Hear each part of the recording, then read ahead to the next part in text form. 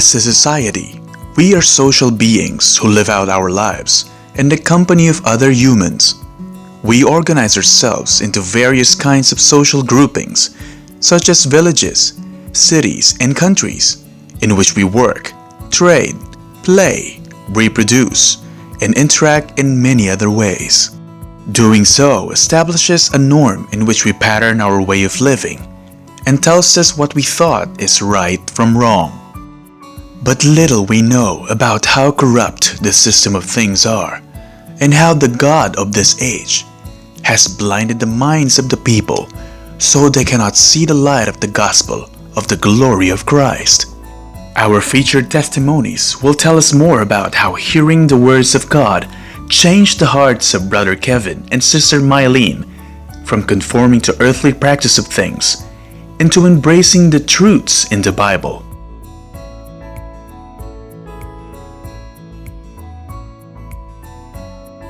Nung ako po'y kabataan po, ako po is isa pa po akong member ng charismatic sa church din po namin. At the same time po, nagkaroon din po ako ng mga experience sa iba't ibang larangan ng mga charismatic doon din po sa Pilipinas. Gaya po nung nakatinda rin po ako ng Iglesia ni Cristo, na kung saan may pagkakataon po, may dala kasi ako sa sarili kong Bible. Tapos nung pong dumating sa puntong meron na pong Gospel of God or Word of God, nung tayo na bubuklatin ko po yung sinabi niyang verses, ay hindi po natutugma doon po sa binabasa nila. Which is, naseta po ako nung kaibigan ko na ibang Bible o ibang book ang ginagamit nila. Gayon din po sa Saksi ni Jehovah, dumating din sa puntong ako po yung nakadala dahil po sa akin din pong best friend. Marami po ako na-experience na spiritual talk. Ganito daw sa punto rin po na ako po yung napunta ng Kuwait. Nagkaroon po ako ng oportunidad na makapagtrabaho. At ganyan din po sa akin trabaho, nagkaroon din po ako ng active membership sa isang organizational group din po dito sa Kuwait. Gaso po dumating po sa puntong ako po yung nakapangasawa at ang akin po na pangasawa ay na-meet ko rito sa UAE. Kaya po ako napunta rito sa bansang ito. That time po ako po kasalukuyang katrabaho sa Sharjah City Center, sa Max po. May nag-offer po sa akin lalaki, palabas po ako ng store namin na nag-offer lang po siya ng invitation. Nag-abot lang po siya ng invitation na kung gusto mo ng spiritual or events or Bible study, whatever, pwede kang makadalo sa amin. At that time po, willing po ako kasi galing nga po ako sa Kuwait na isang active members organization. So, kinuha ko po yung calling card. Tapos sabi ko po doon kay Brother Jessel na, sige, dadalo ako. Pero that time po, hindi po ako nakadalo. Yung invitation card is na-misplace ko po. So, nung na-misplace ko po siya, ako po patuloy naghahanap sa kanya. Kung saan ko po siya nakita, kung saan ko po pwedeng makita possible sa Sharjah area, hinahanap ko po talaga. Baka po meron siya mga ka-member din po na ganun din po nagbibigay din po na invitation. Halos 3 taon kakahanap ko doon po sa invitation na nagbibigay sa akin po. Ako po yung naka-attend din po sa mga organization dito. Kaso po para pong mayroon pa rin po akong parang hinahanap. Ako po yung hindi satisfied dun sa nakikita kong organization. Tapos po, after 3 years na kakahanap ko po kay Brother Jessel, dumating po sa puntong sila na po mismo yung nasa may bandang pintuan po ng accommodation po namin na hindi ko po talaga alam na siya po pala talaga yung taong hinahanap ko. Po, may binigay ulit po siya sa akin invitation at siya lang po uli ang lalaking nagbigay sa akin invitation na may kasama po siyang isa pong kabrother natin na may dala po silang tablet na kung saan pinapakita po nila yung activities sa churches. Kaya po nung pinapakita niya po sa akin na 7 last sayings na activity which is natutuwa po ako. Tapos sabi ko po, ay naku, kaso ako matatransfer na sa Dubai pero tatry ko po. So, kinuha ko po yung invitation tapos umuwi na po ako ng bahay namin. Kasulukuyan pong that time, naglilipat na po kami ng gamit. At yung pong old na invitation card na matagal kong hinahanap is nahulog po. Pagkakuha ko po, ihaw ko po yung bagong invitation card na kakakuha ko lang po. Nung pinagtugma ko po, at ang sabi ko, parehong-pareho sila. Sabi ko, kung baka ito na yung katugunan sa akin kasi talaga matagal ko nang hinahanap yung invitation na yun na after 3 years nakita ko po siya. Sobrang tuwa ko po talaga nung nakita ko po yun. Halos ipakita ko po talaga yung asawa ko. Tinanong ko po kagad si Brother Jessel. Nasabi ko, sige, attend ako. Attend po ako nung first worship po ng Friday that time. So nakita ko po yung parang, uy, maganda siya. Natutuwa ako. So parang maraming siyang babago kasi naiba po talaga yung way of worship. Sa second invitation po, meron akong nakasama. Sabay po kami na pabaptism. So hanggang sa nagtuloy-tuloy na po yung gawain ko, na patuloy ko rin pong ipinagpipray doon, is yung asawa ko na may makuha ko. At thanks God, na-invite ko po siya. First, ating niya po is hindi niya po ganong naramdaman. Although yung asawa ko po is talaga pong solid Catholic po siya. Yun po talaga pananaw at ayaw niya pong mabago yun. Tapos po, pangalo at pang-apat niya pong attend, talaga pong nagustuhan niya na po. Sabi niya ibang-iba. Tapos marami siyang nakikita pagbabago, lalo na po pagdating po sa mensahe ng Panginoon natin. Kasi doon po is, mas marami po siyang naintindihan. Tapos po, dumating sa puntong hindi ko po inaasahan na siya po mismo, sa sarili niya magpipresent, na siya mismo papabaptism, na hindi ko po alam. So, in that way po talaga pong na-bless ako at ang asawa ko na nakilala niya at the same time, naunawa niya po kung ano po yung sinasabi ng mensahe ng Panginoon. Karoon ako ng prayer, yung second attend ko po, na kung saan nag-pray ako na, Lord, ibigin niyo po sa akin kung ito po talaga yung totoong church na dire-diretso kong paglilingkuran. Nasa tamang church po ba ako? Tapos ang hiningi kong sign, at that time po si Bishop Aldrin po yung nagsasalita. Sabi ko, bigyan niyo ako ng sign na kahit konting liwanag or shadow nila makita ko po. Tapos nag-pray po ako that time. Tapos pagbukas po ng mata ko, at mismo pong sa likod ni Bishop Aldrin, nakita ko po yung shadow, nakita ko po yung para pong may dumaan, something na alam kong si God. Tapos that time po, naiyak po talaga ako habang nag-worship. Kasi sabi ko, napaka-bless ko para makita ko yung sign na hiningi ko kay God. So that time po talaga nag-overwhelm ako, nagpuri ako sa Panginoon. Masasabi kong iba ang fourth watch. Yung pong mga old groups po na naatinan ko, which is ibang-iba po sa fourth watch ngayon. Una-una po doon is yung talaga pong first yung Word of God. Po, bus group ko po, wala po sa hinagap na mayroon po pala tayong dapat apostol. Ang alam ko lang po talaga is speaker. Ko ibang-iba po dito sa na-explain kasi dito po by the Bible po. Bawat explanation is by Word of God. Mga past groups ko po, sa kanila po kasi is after Bible is parang personal understanding or personal interpretation. Pero dito po, mas lumalim po yung unawa ko, lalo na po sa Biblia, na kung saan Bible to Bible po talaga yung paliwanag. So yun po yung nagpabago sa akin at yun din po ang nagdala sa akin na kung saan nasa tama ako. Dahil unang-una, hindi lang po dun sa nakita kong sign. Pangalawa, bagkos dun po sa mismong gawain na pinatutupad dito po sa fourth watch. Masyado po kung nakita rito yung organized po talaga siya. Yun, masasabi ko pong malaki po ang naging pagbabago.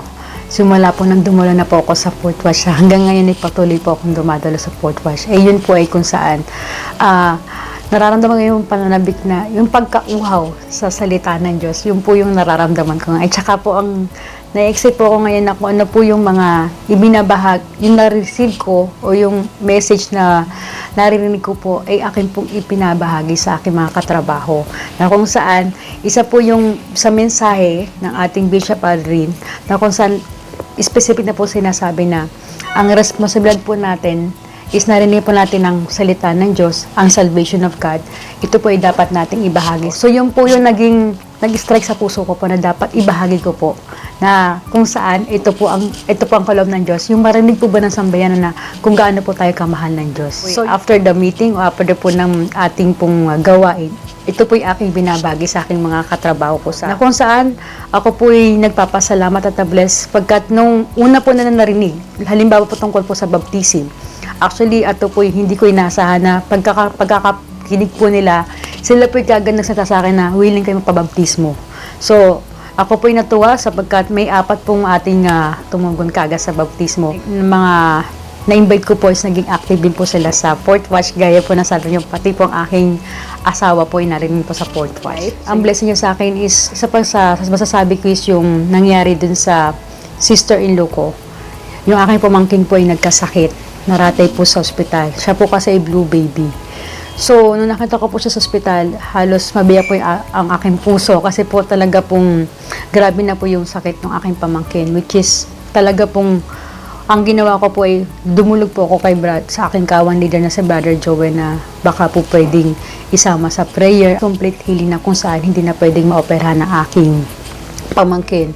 Which is thanks God po kasi it's a miracle kung masasabi kasi after 6 days po, na-shock na lang po ako na yung bata, bila na lang po siya naka-recover. Po ako, ipipray po ako, parang napakadali ni Lord bigyan ako ng salit na sagot. Unang-unang blessing yun sa akin, nalaliwalagan ako. Salamat sa Diyos kasi nadala niya ako kung saan yung church na dapat doon ako. Kasi yun talaga po yung matagal ko nang hinahanap. To glory to God. Unang-una yung life ko. Pangalawa, yung kung saan niya ako dinala. Isa po napakalaking blessing po yung para sa akin na talagang I will really honor God for that and bless the God until I die. Sa Kanya lang po ako. Dumating po ako sa Dubai January 2011. Tapos ang naging buhay ko lang po dito ay pag wala po sa trabaho ay nasa inuman. Kahit morning duty namin, after work, diretso kaming inuman. Kahit matapos kami madaling araw, papasok pa rin kami sa trabaho. Tapos pag afternoon duty naman, since hindi na pwedeng mag-inom sa accommodation dahil curfew na, diretso naman kaming bar. Tapos pag night duty naman, before papasok, iinom kami. Tapos sa off naman, iinom ulit. So wala talagang pahinga kami sa inuman. Malakas din ako sa paninigarilyo, mga 6 to 8 sticks in a day. Tapos pag sinimula ng inuman, isang kaha or more yung nauubos ko sa paninigarilyo. Nalulung din ako sa marijuana. Wala talaga sa akin ang paglilingkod sa Panginoon. Hindi ko siya kilala sa buhay ko. Kahit lumaki akong Roman Catholic, hindi ako nagsisimba. Kasi ang alam ko lang sa sarili ko na parang basta wala ka lang inaagrabyadong tao sa buhay mo, ay okay na yun sa Panginoon. Marami na din nag-invite sa akin sa Fourth Watch since dumating ako sa Dubai. Pero hindi ko sila tinatanggap sa buhay ko kasi hindi ko kayang bitawan yung buhay ko na manginginom, na mabisyo. Kasi alam ko yun lang talaga ang kasiyahan ko. Meron ding incident na nangyari na si Sister Realyn, na nakita ko siya sa airport na narinig ko siyang nag-invite ng mga tao doon sa area namin na dumalo sa gawain ng Fourth Watch.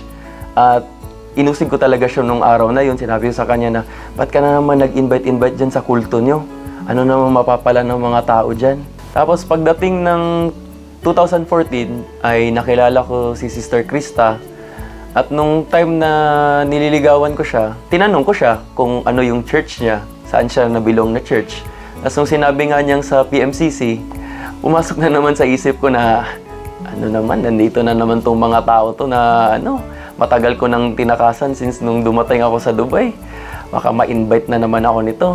Pero ang nilagay ko lang sa isip ko, pag naging kami nito ni Sister Krista, ay haharangan ko na agad, sabihin ko agad sa kanya na hindi porket naging tayo na ay magsisimba na ako dyan sa church nyo. Pero lagi talaga ako ni Sister Krista na dumalo sa gawain. So, para mapagbigyan siya, sabi ko, sige, papayag ako pumunta dyan sa Bible study. Bible study lang naman yan. Harmless naman yan. Hindi naman ako mako-convert ng Bible study. Tapos, at least may matutunan din ako sa Bible. Nakapunta ako ng Bible study. Yun din yung time na nagpa-practice sila para sa spiritual empowerment. So, habang nakikita ko silang sumasayaw-sayaw doon, nasa gilid lang ako, tingin-tingin. Nakikita ko yung saya sa mga kapatid na sumasayaw sila. So parang gusto ko na din pero nahiya akong magsabi sa kanya hanggang na-invite ako ng aking naging kawan leader, si Brother Obet, na halika sa sayaw namin, ganyan-ganyan. So isip ko parang, sige, okay lang, ganyan. So yun yung naging way na lagi ako nakakadalo na ng Bible study at yun din yung way na una kong pagdalo doon sa Sharjah sa araw na mismo ng spiritual empowerment. First time kong punta sa chapel natin dito sa Sharjah. Pagdating ko pa lang doon, iba na talaga yung pakiramdam ko eh. Na-feel ko na talaga doon yung presensya ng Panginoon. Kahit hindi pa nagsisimula ang gawain noon, nakikita ko pa lang na naglalakad pa lang sila bishop, sila pastor. Iyak na ako ng iyak. Sinasabi na talaga ng Panginoon ko na nandito na talaga ako sa tama, nandito na ako sa totoong church. Tinatawag na talaga niya ako na ito talaga yung totoong kasiyahan na hinahanap ko sa buhay ko, na hindi ko makita at hindi kayang pantayan ng mga puro bisyo sa buhay. Yung empowerment na yun yung nagbukas sa buhay ko na nasa tama ako, na kailangan kong maglingkod sa Panginoon. Yun yung purpose ko talaga sa buhay ko. Sa tagal ng panahon na iniwasan ko yung paglilingkod, iniwasan ko yung buhay ng may pananampalataya ay yung empowerment ang naging way na makapasok ako sa church na to. Empowerment ay nakakadalo na ako sa gawain, hindi lang sa Bible study dun sa Discovery Gardens, but pati din po yung extension worship namin sa dako ng Discovery Gardens.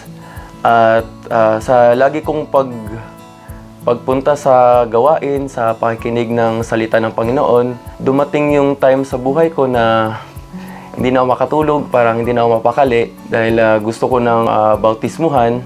Nilapitan ko si Brother Obet po na nung sa duty namin at sinabi ko sa kanya yung nais ko na magpabautismo at sa biyaya ng Panginoon ay na isagawa po yung pagbautismo sa akin July 11, 2015. Buhat po nung tanggapin ko yung Panginoon sa buhay ko ay totally nabago talaga ako ng Panginoon. Na dati yung mga nais ko ay yung bisyo, pag-iinom, mga worldly things, ay ngayon ang naging priority ko na ay ang paglilingkod sa Panginoon. Lalo na pag na malapit na yung ang Friday ay na-excite na ako na makakadalo na naman ako sa gawain ng Panginoon. For example, pag natatapat na yung second off ko ay Friday, ay from devotion hanggang sa gabi, ay nag-whole day po talaga ako sa church. Or kung hindi man sa Sharjah, ay nakakadala ako ng extension sa Discovery Gardens. Nakita ko talaga yung totoong happiness ko. Yung hindi kayang pantayan ng pag-iinom na sa pag-iinom, ngayon masaya ka, pero pagising mo bukas ay nandun pa rin yung mga problema mo.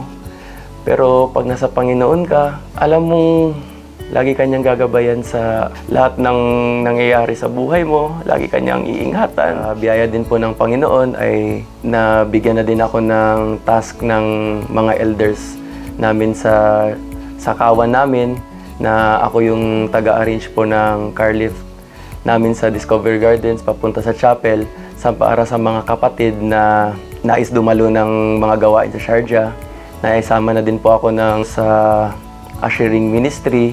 At nakakapag-participate na din po ako sa mga choir at presentation. Nung narinig namin sa missionary service, the harvest is plenty but the workers are few. Pinagpipray ko po yung aking nais po na makapasok po sa pag-BVFCM po. Sobrang pasasalamat ko sa mga instrument ng Panginoon para makilala ko siya. Higit na pasalamat sa Panginoon dahil siya ay talaga mabuti. Tinis niya talaga ako kahit tigas ng ulo ko. Ilang taon din akong umiwas sa kanya. Kahit ako po ay makasalanan at puno ng bisyo, ay iniligtas pa rin niya ako at inilagay niya ako sa tunay na paglilingkod. At ang prayer ko po talaga sa Panginoon ay mas lalo pa akong lumago sa pananampalataya, mas paging dapatin ako ng Panginoon sa aking paglilingkod, para din po sa mga future na paglilingkod na ipagkakatiwala ng Panginoon po para sa akin. As the Lord Jesus Christ commanded the gospel to be proclaimed throughout the world, He clearly conveyed the purpose of saving those who would listen and take them out from the power of the devil. These testimonies we have witnessed prove the life-changing power of the words of God and how their once blinded eyes were opened to see Christ's glory. We thank God for Christ has been revealed to us and we are bound to be with Him eternally. To God be the glory.